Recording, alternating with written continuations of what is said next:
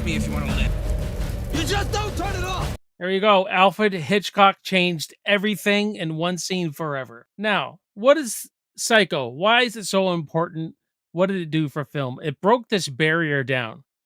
In the 1950s, very repressed. They couldn't show hardly anything. And Hitchcock's cutting through that barrier, saying, you know what? You think you know everything? I'm going to show you that, you know what? We're going to change everything.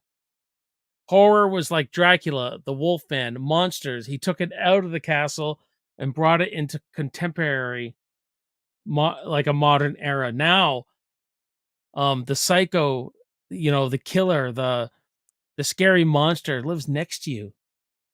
Could be the person at the hotel, your neighbor, all that kind of stuff. You know what I mean? What we could show now in movies. Because he just butchered a Hollywood star right in front of us.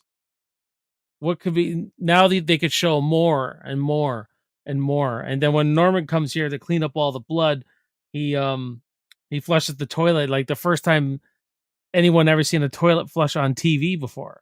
And not only that, it took the red herring. You know what I mean? We think it's about Marion, we're following her along, all that kind of jazz, and he kills her. And you go, wait, this is about Norman Bates. This is all about Norman Bates. It's the idea of introducing our character almost halfway through the movie, our main character. This changed the way we viewed movies.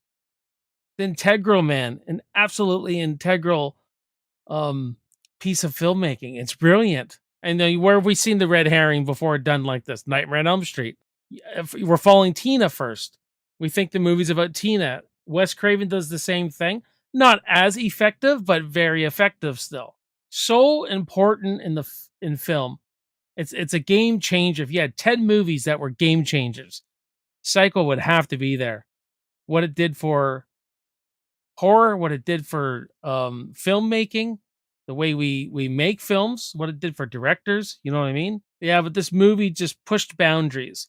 And you got to keep pushing boundaries. An example of the slasher genre. This is your first example of the slasher genre in America anyway. The grandfather, if you will, of the slasher genre. And if it wasn't for this, we wouldn't be pushing those boundaries, right? Now we have a death in a shower with a butcher knife. Then, fast forward to Halloween, another really creepy, nuanced kind of movie that kicked the door open. And then Friday the 13th comes along, shows all the gore, pushes the gore up, and that really is your stalk and slash. This is more psychological thriller as we look at it now. Always has been psychological thriller, but it really is the grandfather of the slasher genre as well.